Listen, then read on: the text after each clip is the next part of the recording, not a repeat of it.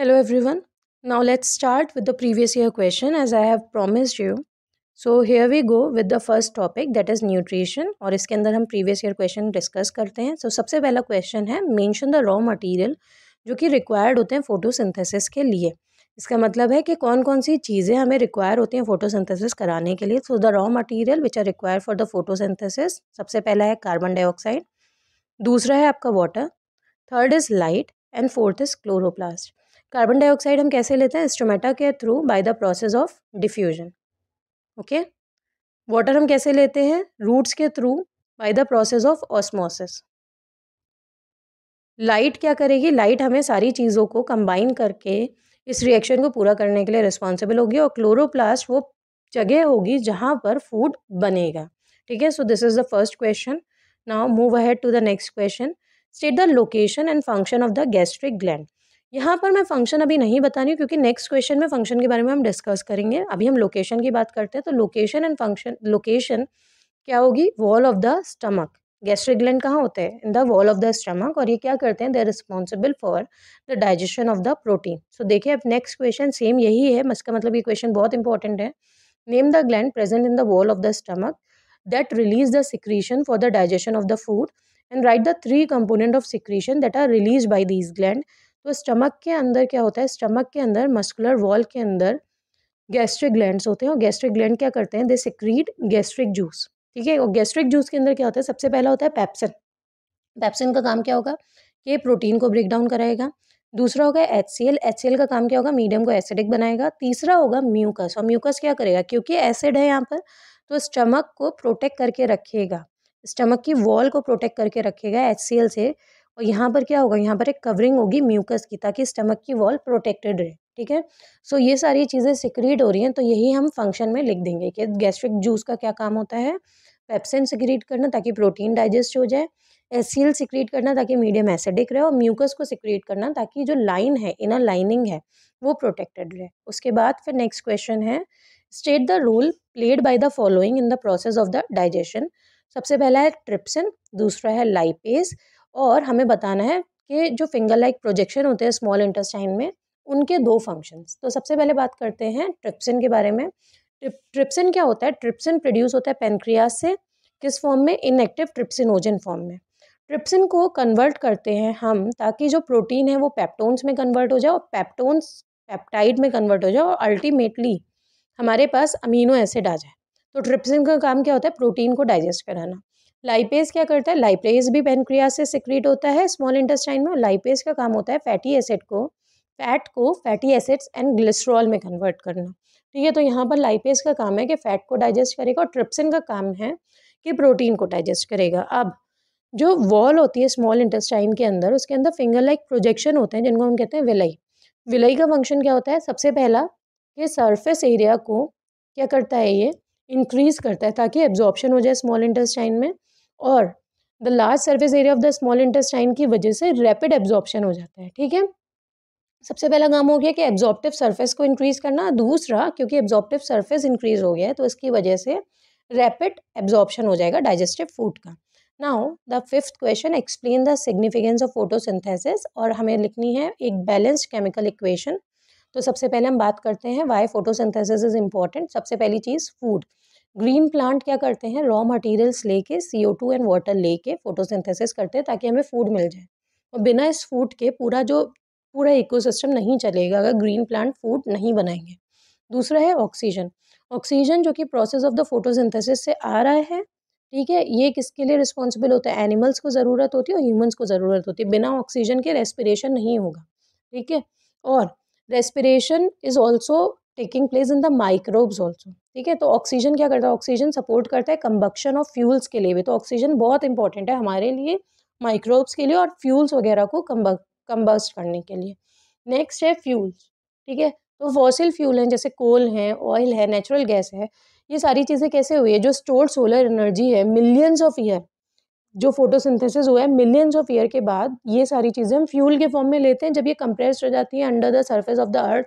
ठीक है. Then we are consuming them as a fuel. So अगर हम लिखेंगे chemical equation for the photosynthesis, so what we have carbon dioxide 6CO2 plus 12H2O in the presence of chlorophyll, sunlight and enzyme. We have glucose C6H12O6 6H2O and oxygen जो release हो रही है, और oxygen जो कि हमारे लिए बहुत असेंशियल है. So this is the answer of this question. Now differentiate between the autotrophs and heterotrophs and give one example of each. ठीक है, तो लेट्स सी. ऑटोट्रॉप क्या होते हैं? जो अपना फूड खुद सिंथेसाइज करते हैं from the inorganic raw material, जिसको हम कहते हैं कार्बन डाइऑक्साइड एंड वाटर. हेटरोट्रॉप क्या होते हैं? या तो डायरेक्टली और इनडायरेक्टली ऑटोट्रॉप्स के ऊपर डिपेंडेंट होंगे. तो इसके अंदर खाना जो होगा, फूड जो होगा, वो ब्रोकन डाउन हो जाएगा with the help of enzymes. इसके अंदर क्या होगा? Presence of green pigment, chlorophyll necessary होगा. इसके अंदर कोई पिगमेंट ज़रूरी नहीं होगा. इसके अंदर फूड जनरली दिन में जो होता है वो प्रिपेयर होता है, और इसके अंदर क्या होता है? किसी भी टाइम पे हम फूड ले सकते हैं. इसके अंदर क्या होता है? All green plants and bacteria के अंदर ऑटोट्रॉपिक न्यूट्रिशन होता है. And in this all animals and fungi have this type of nutrition. Now let explain with the help of the well labeled diagram different steps involved in the nutrition of amoeba. So the step are number 1 ingestion. Ingestion का मतलब होता है जितना भी food material होता है उसको हम लेंगे. ठीक है. डाइजेशन, जो भी फूड होगा उसको हम क्या करेंगे? कॉम्प्लेक्स को स्मॉलर यूनिट्स में तोड़ देंगे. ठीक है, सिंपलर यूनिट में. फिर होगा एब्जॉर्प्शन. एब्जॉर्प्शन का मतलब हो गया जितना भी डाइजेस्टेड फूड है उसको हम एब्जॉर्व करेंगे. फिर होगा एसिमिलेशन. एसिमिलेशन मतलब होगा utilization of digested food for the energy, for growth and for repair. And then egestion. Egestion का मतलब हो गया जितनी भी अनवांटेड चीज़ें हम बाहर निकाल रहे हैं. ठीक है, that means we are just giving out the unwanted things. So let's see the diagram. Here we have an amoeba. Amoeba ने क्या करा? अमीबा के पास फूड पार्टिकल है. फूड पार्टिकल के पास इसने फूड वैक्यूल बना लिया. उस फूड वैक्यूल को बोलते हैं सीडोपोडिया. सीडोपोडिया के अंदर जितना भी फूड पार्टिकल्स था वो डाइजेस्ट हो जाएगा. डाइजेस्ट होने के बाद एसिमिलेशन हो जाएगा और फिर इजेशन हो जाएगा. ठीक है, so this is how we can draw the diagram. Now what is peristaltic movement? Peristaltic movement होता है the relaxation of the gut muscle, जिसके अंदर जो भी फूड होता है, पार्शली डाइजेस्टेड फूड, वो एलिमेंट्री कैनाल में मूव करेगा. एलिमेंट्री कैनाल मतलब फूड पाइप में. उसे हम पेरिस्टाल्टिक मूवमेंट कहते हैं. Stomata remain closed in the desert plant during day time. So how do they do photosynthesis in desert plant? Stomata केवल और केवल रात में खुल रहा है. ठीक है, तो ये क्या करते हैं? कार्बन डाइऑक्साइड ले लेते हैं. Stomata remain close during the day time, ताकि पानी का लॉस ना हो ट्रांसपिरेशन की वजह से. तो ये जो कार्बन डाइऑक्साइड है इसको ये स्टोर करके रखेंगे. ठीक है, और ये क्या करेंगे? दिन के टाइम पे फोटोसिंथेसिस करते हैं. This is how the desert plant do the photosynthesis. Now the next question. Why is nutrition necessary for the human body? What causes the movement of food inside the alimentary canal? And why is the small intestine in the herbivore longer than the carnivore? What will happen if the mucus is not secreted by the gastric gland? So let's see. Number 1, human body के अंदर ज़रूर सारी चीज़ों को काम करने के लिए, जैसे रेस्पिरेशन है, सर्कुलेशन है, एक्सक्रीशन है, इन सारी चीज़ों के होने के लिए हमारे को एनर्जी की नेसेसिटी होती है. तो energy is require even when we are sleeping. ठीक है, जितने भी बायोलॉजिकल प्रोसेस हैं जब वो हो रहे हैं, तब हम जब सो रहे हैं तब भी एनर्जी की ज़रूरत होगी. तो all these process require energy. और ये एनर्जी कहाँ से होती है? ये एनर्जी न्यूट्रिशन से होती है. न्यूट्रिशन किसके लिए होते हैं? ग्रोथ, रिपेयर, इन सारी चीज़ों के लिए न्यूट्रिशन की ज़रूरत होती है. एलिमेंट्री कैनाल की वॉल क्या करती है? कॉन्ट्रैक्ट करती है और एक्सपेंड करती है. और कॉन्ट्रैक्शन एंड एक्सपेंशन की वजह से फूड पाइप के अंदर पेरिस्टाल्टिक मूवमेंट होता है. इस पेरिस्टाल्टिक मूवमेंट की वजह से जितना भी फूड होता है वो डाइजेस्टेड ऑर्गन के पास चला जाता है with the help of the alimentary canal. तो इसे ही हम क्या कहते हैं? इसे ही हम पेरिस्टाल्टिक मूवमेंट कहते हैं. हर्बीवोर क्या करते हैं? Eat plant which is rich in cellulose.